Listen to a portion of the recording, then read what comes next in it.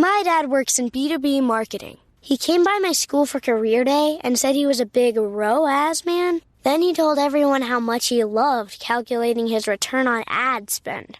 My friends still laugh at me to this day.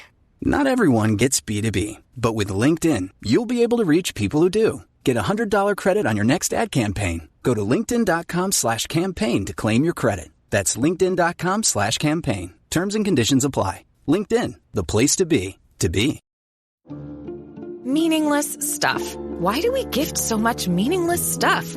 Tired of generic gifts and hollow trends? Shutterfly allows you to create meaningful photo gifts for your family and friends. Whether it's a cozy fleece blanket for grandma, a stunning canvas print for mom, or a mug to make dad smile. Enjoy 40% off with code MAKE40 at Shutterfly.com and make something meaningful this year. See site for more details.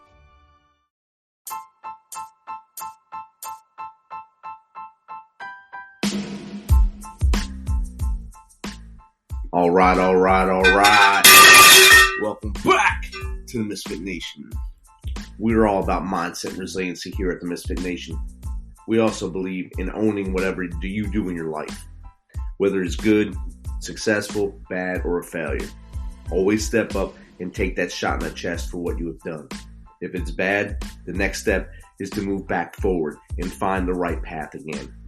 Our next guest found himself in a horrible situation while abroad. That situation led him to move forward and come out a stronger person for it. So let's get Chance Jackson on here, author of 14 Days in Beijing.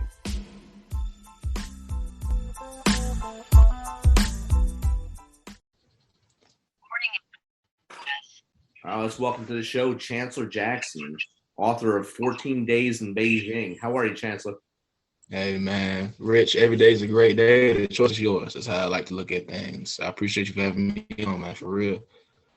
Yeah, once I read your bio, I said, this is going to be a good story. Having been to China, having been to Beijing and seeing how strict they are there and feeling like everywhere I went, someone was watching me.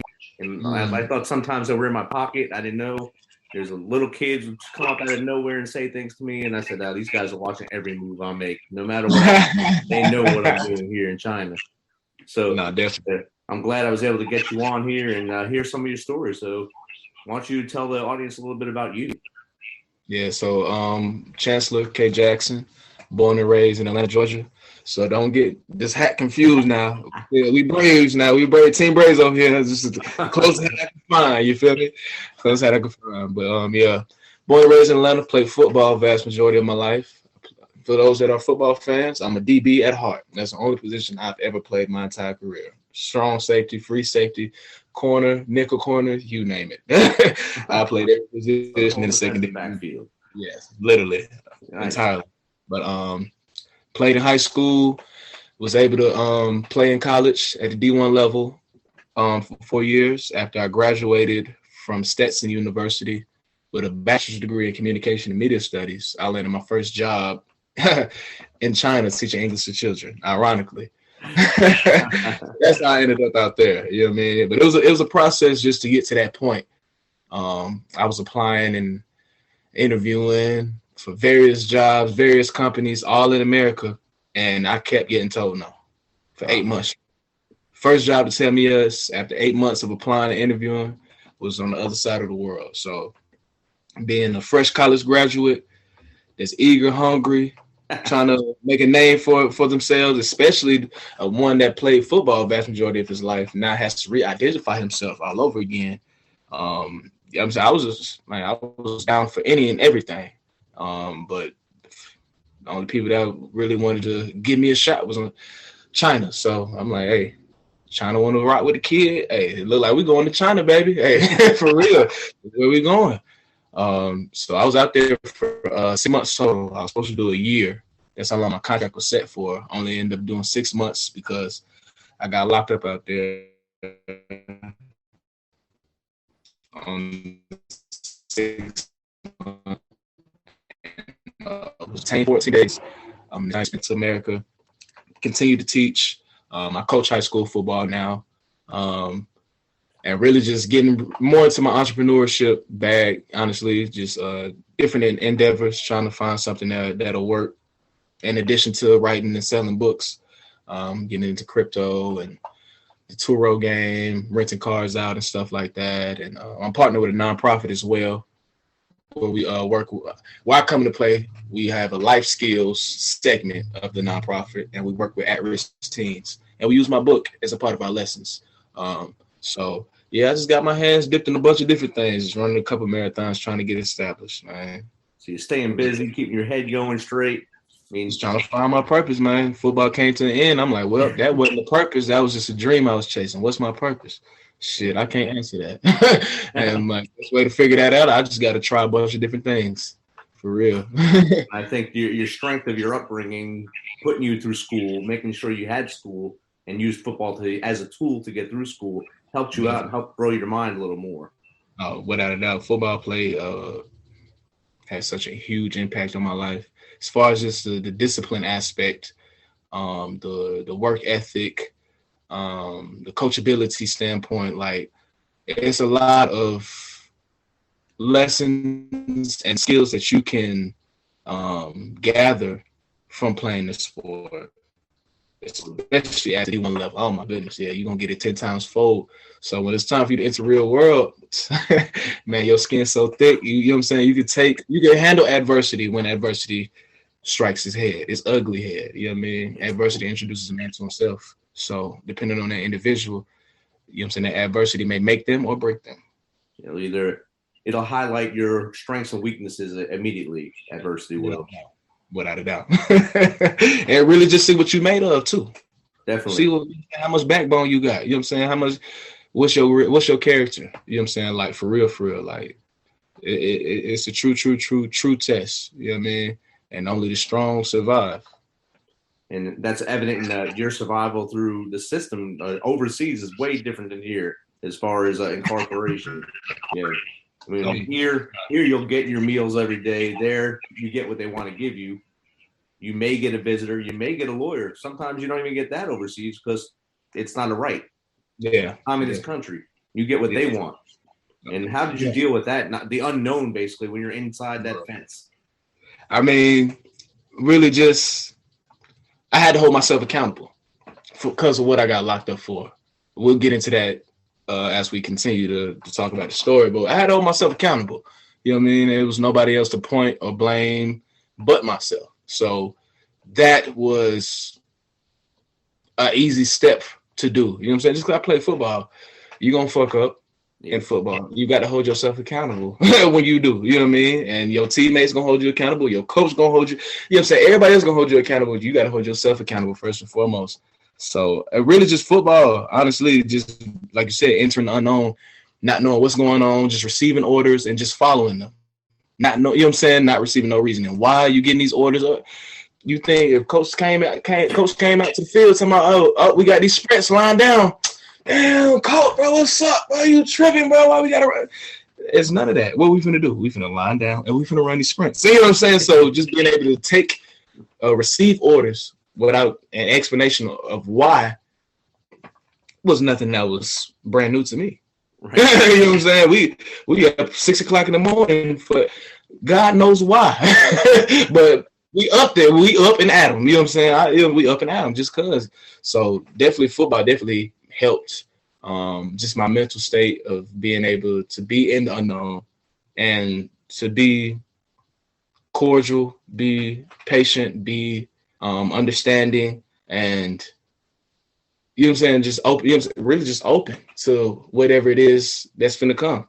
We have no clue, like in football, we have no clue what we finna do. So we at the end of the day, we know we got to do it when it's all said and done with, whether we agree with it or not. If you don't agree with it, you can gladly take your ass home. The choice is yours. So you know what I mean? So yeah, it really wasn't that big of a challenge for me per se, just because I came from a familiar background. Right. And now you said you coach high school. You coach DBs, or did you branch out to somewhere else? Coach DBs. I wouldn't dare coach a position I had never played. I don't see how people do that. It's like I can't do that. Yeah, no, I can't teach you. I can teach you just from a mindset standpoint, just how your mindset should be as far as, but technique and fundamentals and stuff. It's like, hey, my expertise is only so much in comparison to just defensive back drills we can goddamn do, and you know what I'm saying. Yeah, I'm not no that to the T. We can do that all day, but anything else is like, go ask Coach. What's the name? We got to pull this up on YouTube. I'm watching it with you. We learning together. You know what I'm saying? For sure. Yeah, I've seen that done before. It's good. You can do this. I'm talented. So how'd your season go this year? I know Georgia and they already finished up most of their seasons, right? They're on states now. Yeah, we did not have the record nobody would want. We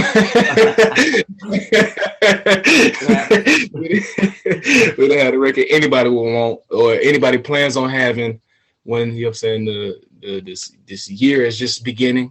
But hey, we're gonna take it with a grain of salt, you know what I'm saying? Go back to the drawing board, and all we can do now is prepare for next year. Let's just see, this past season is in the past now. It's over with, flush it, and just start working for, you know what I'm saying, the new season coming 2022. Yeah, 2022. You start doing spring drills here pretty soon, get them going, and then back in the weight room in the summer, and then bam, right back at it. It's like short memory in football, so you got to go forward always. Oh, me, for real. only the real know that though. Yeah, I didn't. I played freshman year of high school, then didn't play sophomore, junior, senior because I didn't like coach, and then I walked on in college and played 2 years. Oh, that's lit. And we play. I lost 14 straight games in college, so I understand that the bad side of the football. It's rough, but yeah, I made a lot of good brothers and friends on that field. Right. That's all that really matters when it's all said and done with. Of course, if you can get the wins and the championships, oh yeah, that's just icing on the cake. But like you said, it's just those relationships that you build. It's like no other. My homecoming just passed this past weekend. I just got back from Florida, so it's like, man, we were sorry when I was at college. You know what I'm saying? When like we was 5. So, but like you said, just that camaraderie and relationships you build, man, it's like no other. Whether we win or lose, we're gonna sit here and reminisce on everything. You know what I'm saying, and have a good laugh at it, pleasant laugh. We're all gonna laugh. Yeah. Remember that time you ran into the tackling dummy and fell? And all of that. Or that time you broke your ankle when the wide receiver ran by you. It's all right. I'm telling you, all of that. You know what I'm saying? It's like no other, man. That camaraderie, it's like no other. And you said you just had your homecoming. Did all the team make it back, or a good majority? Good majority did. So it was just dope. We got to relive college all over again. So it was lit. I'm talking about. There's a lot of drinking. A lot of drinking. Videos.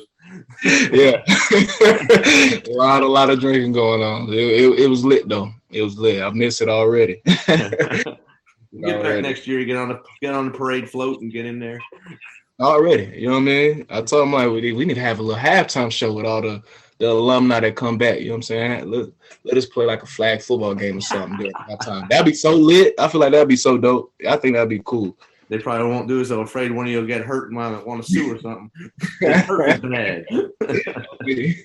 Extra work they got to do. Yeah. I want to do more paperwork than that. What? Y'all use up all your eligibility now. Go ahead on.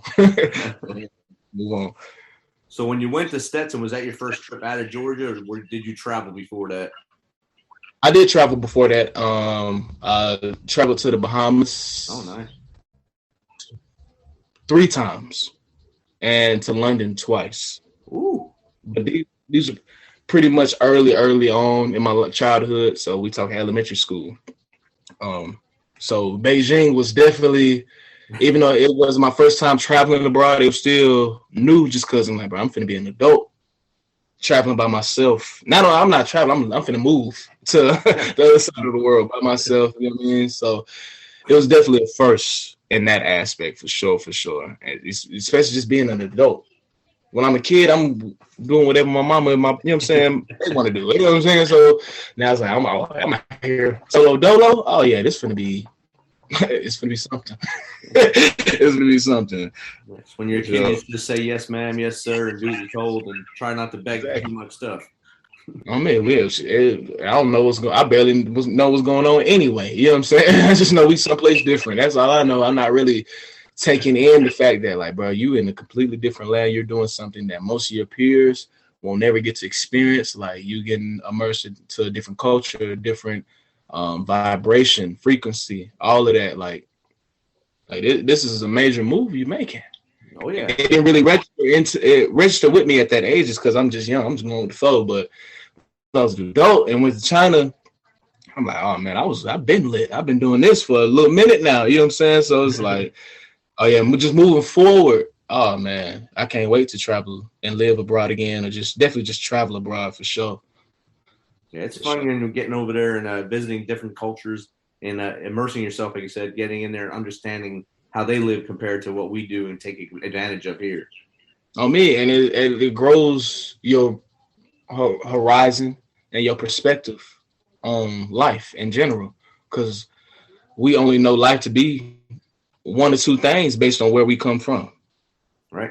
Yes. Yeah. What we consider taboo is fucking regular someplace else. You know what I'm saying? That's you know what I'm saying, day. So it's just like, who's to say what's the right and wrong way of living? You know what I mean? That's why I say traveling is crucial, bro, because you just learn so much about life.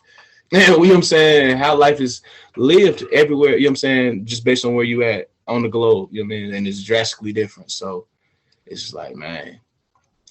Even within our 50 states, you can see different ways of living just within our 50 states.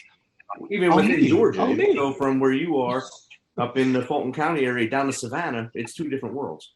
Drastically, literally, especially everything in between, because Georgia ain't talking about nothing aside from Atlanta. So you know what I'm saying? We talking a whole different world, for real, for real. So it's like, man, traveling is just so pivotal to just growth in general. I think every child should have to travel at some point before they get out of high school, just so they can witness it. Oh yeah, shit, quite a few times, honestly. Yeah. Just one time ain't enough. One time you just getting your feet wet. You really don't, especially being young, you don't know what the hell going on. You just going with the flow. But to be able to truly understand the journey you're embarking on, like, it's gonna take a couple times. It's gonna take a couple reps for sure. Coming from the military perspective, which a lot of the audience is, a lot of us have met people that never left their hometown before joining the military. Next thing you know, you're on a bus or a plane going to get your butt scuffed in boot camp and then getting put into a unit and thinking, oh, this is horrible. Life is horrible outside my house. No, dead ass. You know what I'm saying? Just push you outside your comfort zone, and not many people are just, one, willing to be pushed. And, you know what I'm saying, if they are pushed, you know what I'm saying, are just open-minded enough to accept or embrace that uncomfort. You know what I mean? So, hell yeah, man. Just that shit it's pivotal. Traveling is pivotal. It either makes, like we said earlier, either makes you or breaks you. Yeah. On me. Choice is yours. So, yeah. We all make choices. Yeah, it was a vibe, man. I learned a lot. I enjoyed China thoroughly. I definitely would, if given a chance to go back, I would, just cause. Just to bring everything full circle for sure. But just to, you know, I just can't wait to travel abroad again. It's so much world to see, to be trying to double back to places you've already done visited. So you know, like, every inch. Yeah. I got the good and the bad. I'm trying to you know what I mean? I'm not really too pressed to go back there, but if the opportunity did present itself, of course, for sure. But we ain't got to go back there just so suddenly. No, it's too much world, especially Asia alone. There's so many countries, other countries in Asia I want to hit. Oh, so it's like, I wouldn't even bat an eye about trying to double back to China. But just definitely tap into other lands, see what this is talking about over there. Because China was harmonious. Surprised in my last 14 days, China was lit. The best experience I've ever experienced. So I'm like, man, I can only imagine other places, South Korea, Japan, Bali, what else? Malaysia. I'm like, man, I can't. I forgot about Thailand. I know Thailand is lit. You gotta be very careful there, though. You all watched Hangover, and you know what to watch out for. No, for real. I know it's lit over there, so it's like, what? There's so many other places to visit, and we just talking. That's just Asia. Yeah, You know what I mean? So it's like, man. I spent nearly 4 years of my life in and out of South Korea. So, oh wow. So I learned a lot there. And my last trip there, I took my wife and daughter with me. They lived with me for 2 years. So that's when I went to China and Thailand, and we had a great time. Then hit Hawaii on the way back. So we got to see all that stuff. It was lit. Yeah. That's like, oh man, I heard South Korea is dope too. Like, oh yeah, like just far as just how they embrace American and Western culture. Like, you know what I'm saying? It's lit out there. I heard it's lit. So I'm like, damn, I definitely want to see this talk about. I want to see this talk about for sure. Just cause of the aspect, you know what I mean? So what? It's a beautiful country, and like you said, they embrace everything. Everyone that comes in there, they embrace you. They bring you in there, say, hey, free, come on with us, eat our food, share what you do, learn our traditions, we'll learn yours, and it's all it's great. It's harmonious. Yeah. It's harmonious for real. It'll catch you by surprise. You'd be like, wow, I probably had a preconception of most Asians, and here I am actually in the land where they come from, and it's just like, I don't feel none of that negative energy that is displayed on the media or that I may have experienced in my life, you know what I'm saying, in the States. But it's like, man, now that I'm here at this very moment, shit. This is really nice. You know what I'm saying? I'm telling you, you know what I'm saying? I'm telling you, especially with all that's going on with the Asian Lives Matter, all that. I'm like, man, it's crazy, bro.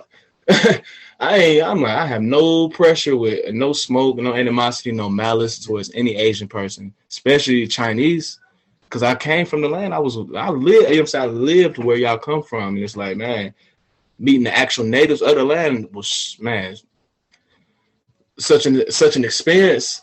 They were so down to earth, so just giving and just considerate and selfless. It's just like, man, I received some of the best customer service I ever received in my time.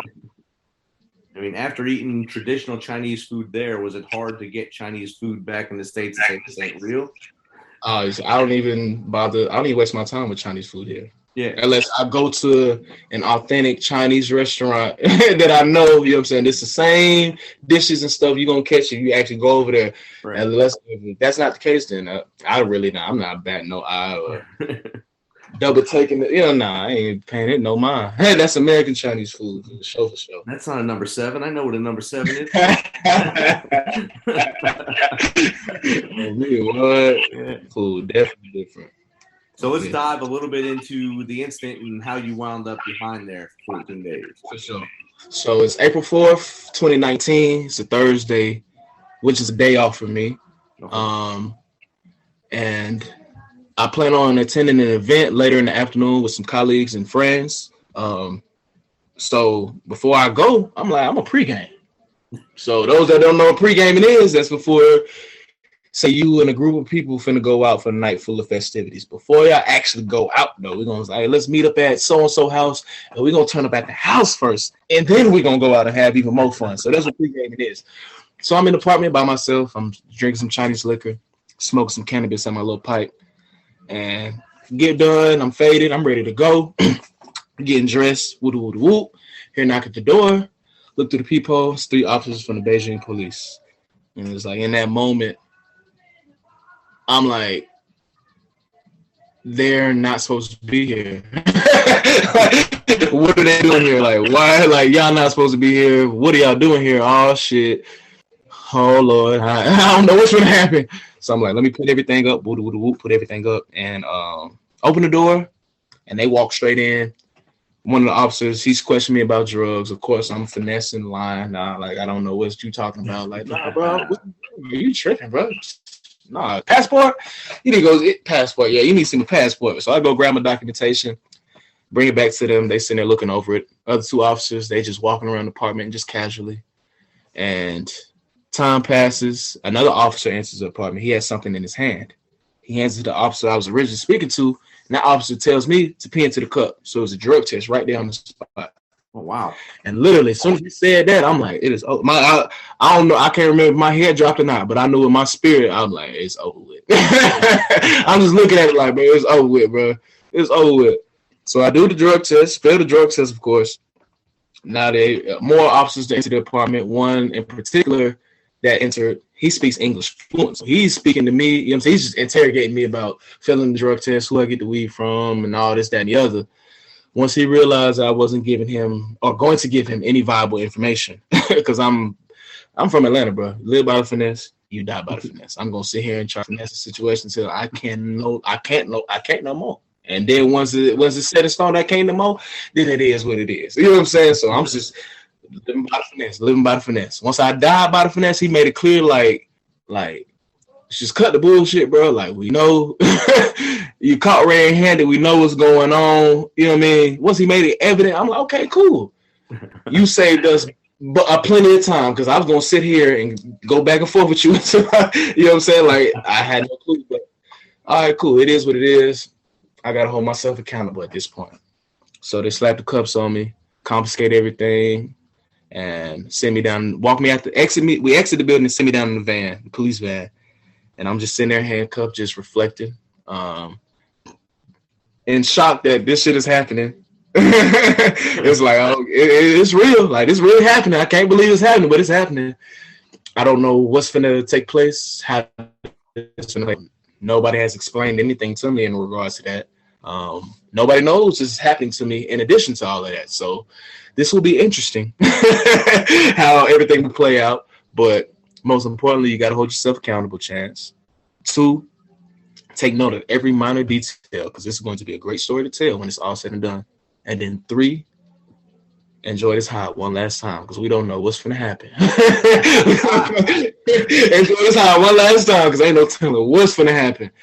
So they just moving me from precinct to precinct, doing interrogations, locking me into these metal chairs that look like electric chairs. Literally, the chairs like my shins, thighs, waist, chest, arms, all in one place. So I'm doing my whole interrogation just like locked in the chair, just like this. The only thing I can move is my head. You know what I mean? But I'm calm, cool, and I'm calm, cool, and collected because I'm still hot. 1, 2, just because my mind, I'm a positive spirit. All in all, despite how negative or bad a situation may seem, I'm always gonna look at the bright side to it. You know what I mean? So, you know what I'm saying? I'm still calm, cool, and collected. All this being said, they take my mug shot, get my entire handprint, but they got my entire handprint when I first entered the country, so that right. Wasn't like anything new. So hours have passed. I'd have been in these folks' custody for probably like 14, 15 hours at this point. It's nighttime. I've been handcuffed the vast majority of the time.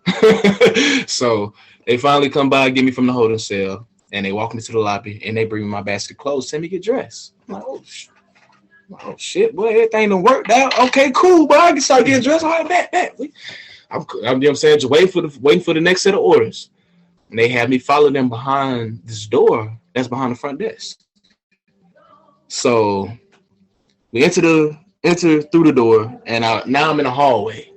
At the end of the hallway, it's a small room, crowded with officers. Can't really make out what type of room this is, but it's a room for sure. So I'm following the CO to the room, and as I enter, I realize this is it got to be like some official evidence room, because there's nothing but evidence bags from what I assume from different cases, all on shelves, all over the place, just evidence everywhere. And on the table in front of me, there's 4 TV monitors, where they watch the footage from the body cameras of the officers. To the left of the monitors is everything that was confiscated from my apartment. So they take the cannabis that was confiscated and they weigh it up right in front of me. It totals out to be 1.4 grams. Now, whether you partake in cannabis or if you don't, we're talking units of measurement. 1.4 grams of anything is not a lot. You feel me? So, they put everything on paper, have me sign, thumbprint it, and then we get back in the van. I have no clue what's going to happen. I'm just being compliant. I'm like, I've been in these folks' custody for this X amount of hours. I've been compliant. I've been cordial. There's no way they're not going to take me home. So we riding. About 30, 40 minutes past. So we arrive at this facility with tall walls and barbed wire. Uh-oh. And I'm just like, fuck. Like, damn, bro. Like, we just get started. Really, I'm like, well, Thought I was good. We just getting started for real. We enter the jail, go to the nurse's office, you know what I'm saying, do the typical physical, and then they give me my actual uniform to put on, have me put all my stuff in the storage room, and they walk me up, escort me upstairs.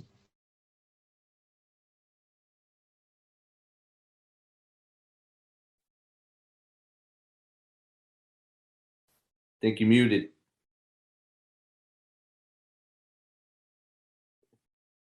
I see a huddle of bodies sleeping. Just a huddle of bodies. It looks crazy. It looks like a slumber party. That's how I describe it in the book. And I'm just looking at it like, what's going on? Why it looks so cluttered? Why it looks so tight? Why do these folks sleep? In addition to that, it's 2 inmates wide awake, standing up against the wall, watching the rest of the inmates sleep. So with them up, and I'm the only one that's up, we lock eyes immediately. And we just had this awkward moment of just, you know what I'm saying? We looking at each other like they surprised to see me because the last thing they expected was for a person of color to come walking through this door. Yeah. And here I am. Why the fuck are y'all sitting here at 4 o'clock in the people sleep? What is going on here? What are we doing? Like, so I'm just like, whoa, what's going on? So I'm doing a head count. It's 15 of us in this cell. All right, let me count the beds. 1, 2, 3. It's 9 beds. That's why it looks like a slump. That's why it looks the way. That's why it's looking crazy. These folks just got to make room. It ain't like if you ain't got no bed, you know what I'm saying? You got to sleep on the floor. Like, nah, everybody has to make room for the amount of sleeping space that there is. So, all right, that makes sense why it looks so crazy. I still don't know why these people are up watching these people sleep, but that's none of my business. I look to my left. There's the bathroom. It's in the cell. It's its own separate room. The walls are made of glass. So everybody in the cell is seeing to it. There's a sink. The toilet is a squat toilet, so a hole in the ground that you squat over pretty much. And the shower is a water hose with a shower head tied to it. And all on all rats and flies and shit flying all around the place. So it doesn't look the most sanitary. So I approach the slumber party, trying to find a spot to lie down. And one of the inmates that was up, he wakes up 2 of the inmates to make room for me. So I put my bowl and my spoon in the cubby up underneath the bed, and I just lie down on my back, and I'm with my hands on my chest, just like this here. And I'm just staring at the bright ass light on the ceiling. And that's when everything really, it was set in stone. Like, you're fucked. Boy, you don't know what's gonna happen. Nobody has explained anything to you. You've been signing documents all day. Here you are in this jail. Nobody knows you're here. It's not looking good, to be honest. We're gonna keep it a buck. It's not looking too good. But I have to hold myself accountable. I have to. So the chips gonna fall where they lay. Just cause, you know what I'm saying? I got to play the cards I was dealt, you know what I mean? I was doing something I knew I shouldn't have been doing, and I still chose to do it. So these are the repercussions from it. It is what it is. That's not here nor there at this point. I'm locked up now. That shit is in the past. But moving forward, how can I what can I do? You know what I'm saying? What can take place to get me up out of this situation? That's how my mind is working. So I'm just thinking ahead and trying to keep my spirits high all in all. And I'm like, well, first thing first, people got to realize that I'm missing. One. So in order for that to happen, well, I was supposed to go to this event. I was supposed to go to an event today that I didn't show up to. And I was supposed to meet colleagues and friends there. So it probably ain't a red flag, but it was weird because they was expecting me to show up and I didn't show up. And I'm sure they called me and I didn't answer. So I'm like, okay, cool. Now, that's weird, but it isn't necessarily a red flag. Now, when I don't show up for work Saturday for my 8 o'clock class, all hell was breaking loose. Because one, they got to find somebody at last minute to cover this class.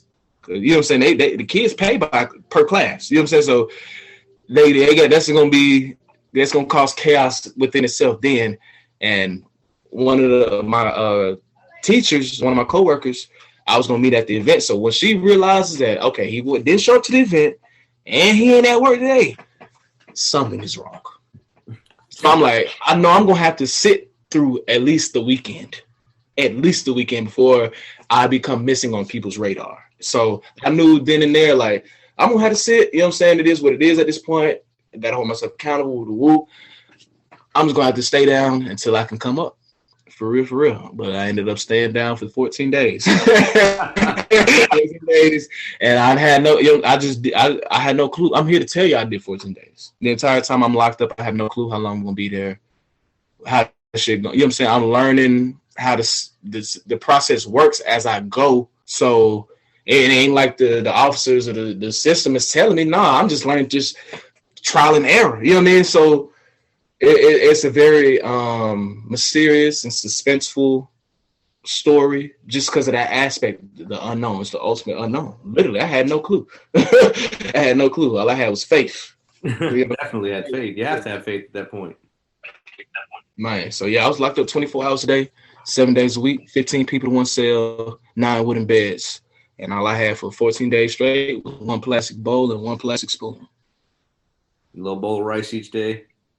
Oh man, soup, hella soup, really soup, hella soup, hella soup. But some food, man, it's crazy. But yeah, that was the experience in a nutshell, essentially. And what I broke down to y'all, that's all the first chapter, essentially. Wow. Yeah, it's still early into the story, so it's 13 more of the chapters. You know what I'm saying? 13 more days. Exactly. So it's like, wow, that's just the first chapter. Oh yeah, it's a hell of a story. No, it's a hell of a story. No cap. Especially once I start meeting different, the different foreigners and different inmates, and you get to learn their stories and their backgrounds, and it's just like, man, China does not play. China does not play. Like, these folks is strict over here.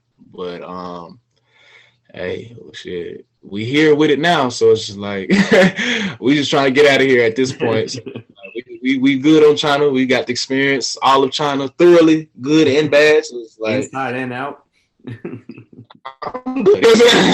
I got a full experience in China thoroughly. I'm good. I'm ready to go. I'm ready to go. Let's go. So what was the feeling when you finally got to see the sunlight again walking out? Man, I say sunlight, but it's probably that Chinese glare of pollution when you walked out.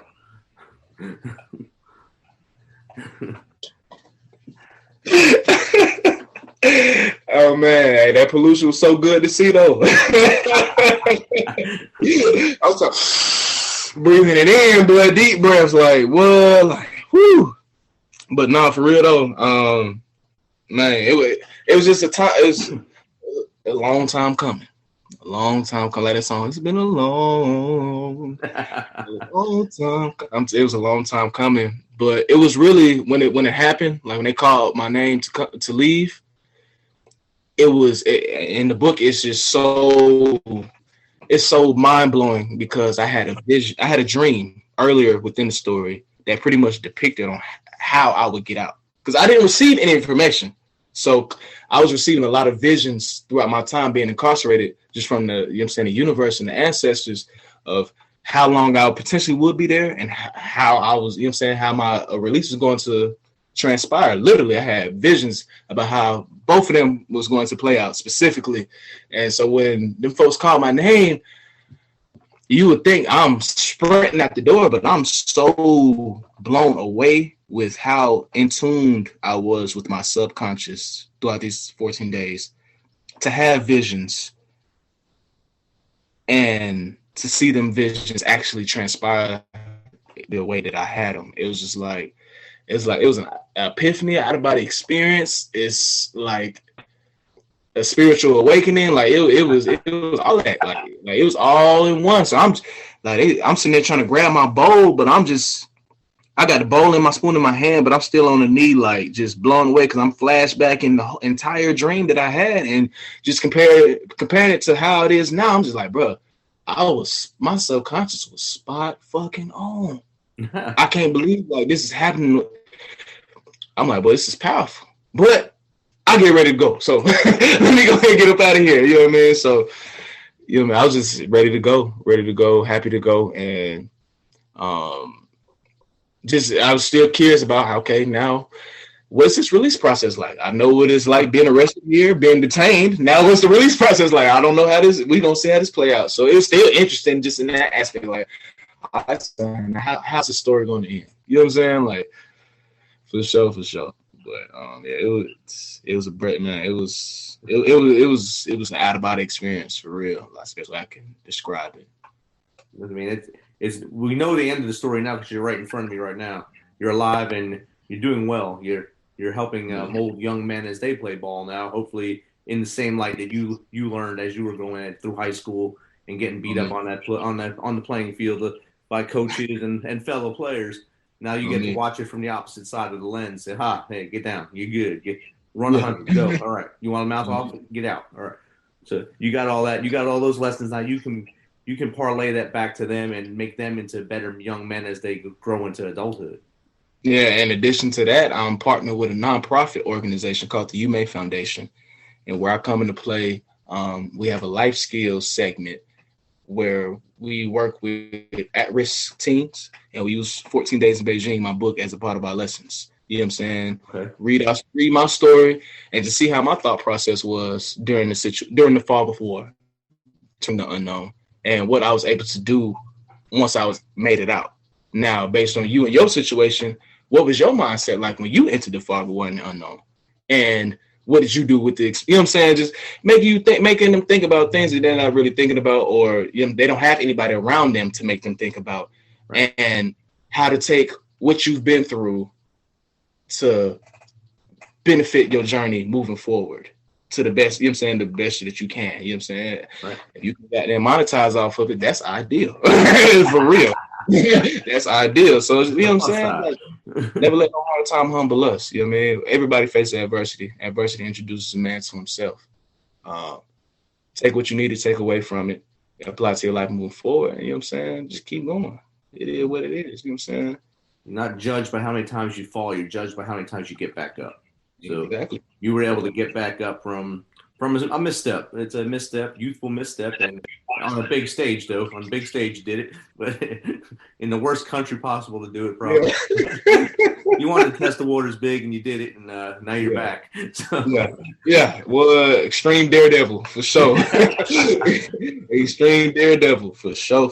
Like you watched too much of Joe Rogan's Fear Factor back in the day. And you said, I'm not scared. I got this. No, facts. When I look back on it, I'm like, boy, I was tripping. I'm like, boy, I was wilding. I was really thugging. I was like, boy, I was really out there thugging for real. Really thugging, really thugging.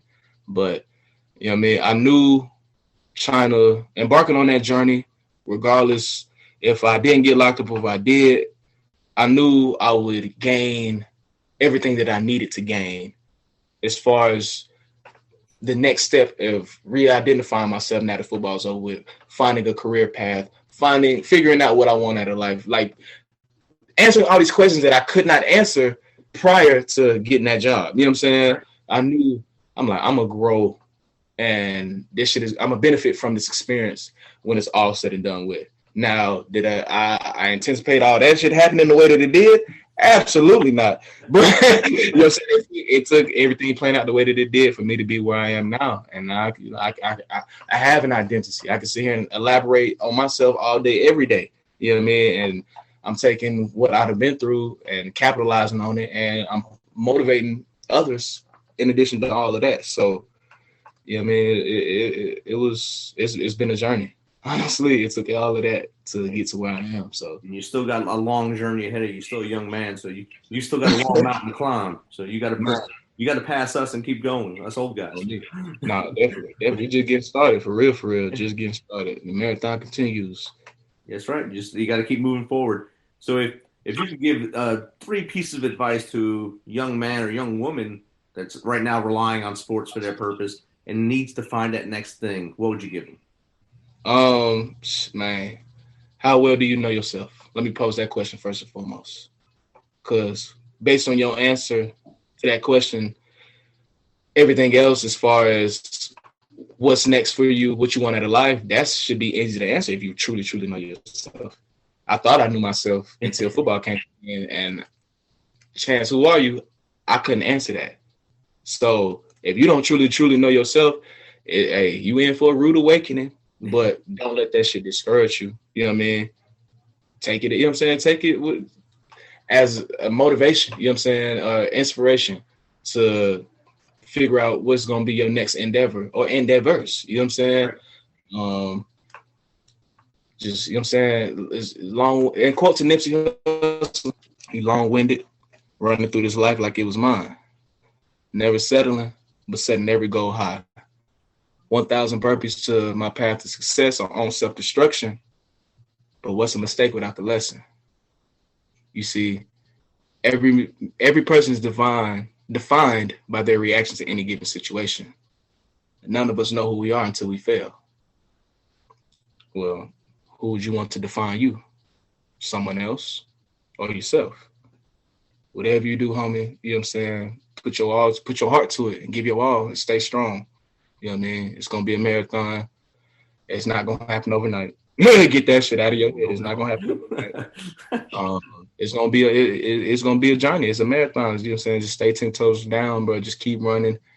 The only distinguishing quality between anybody that is going through this, already went through this, or is finna go through this journey of just self-development and just finding yourself and your purpose, all of that, is that you're not going to quit. You're going to face your adversity, all of that. You're going to face your hardships. You're just not going to quit, though. That's the only distinguishing quality. You're just not going to quit. You know what I mean? So don't quit, man. Continue to try new things, broaden your horizon, and every day broaden your level of understanding. And what I mean by that, your understanding of the world, yourself, most importantly, your world specifically, and the worlds that coincide with your world.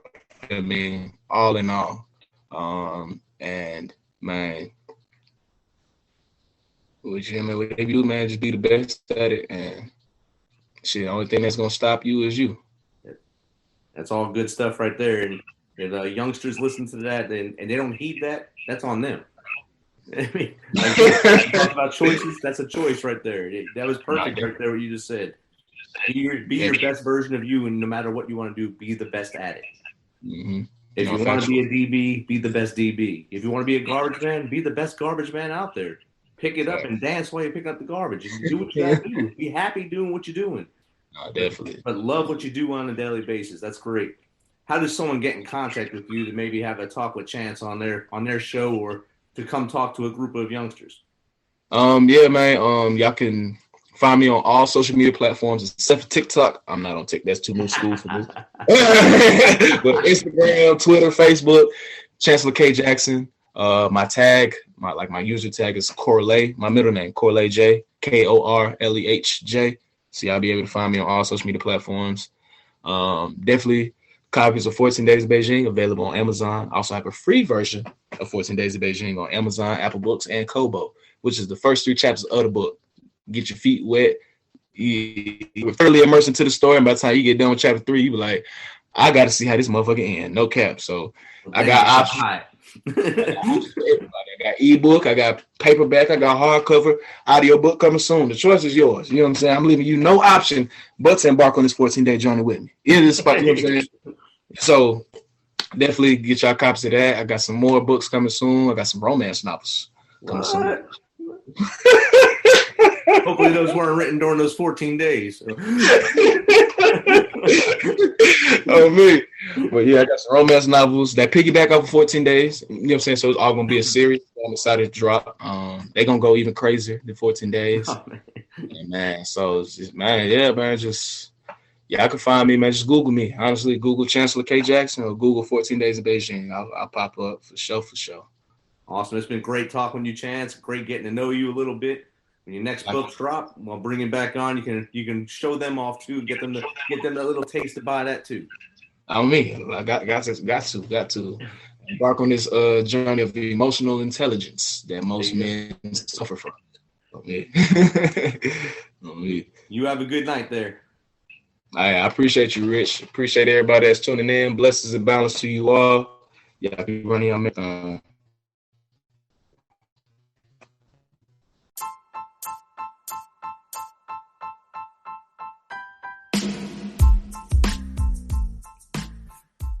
That was great learning about the journey Chance Jackson has been on and see his trajectory for the future.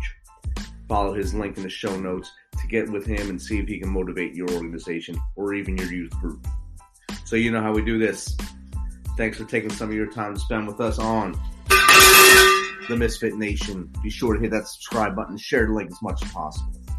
Also, don't forget to subscribe to our YouTube channel so you can see the videos of our interviews there as well. If you know someone that would like to support us, have them visit our website, themisfitnation.com, and become a supporter so we can carry this thing on. We appreciate you. On the same note, if you know someone that has that energy, has a great story, has a great book coming out, a great product, have them also go to themisfitnation.com and reach out to us. And as always, till next time, be humble, stay hungry, and keep hustling, because we are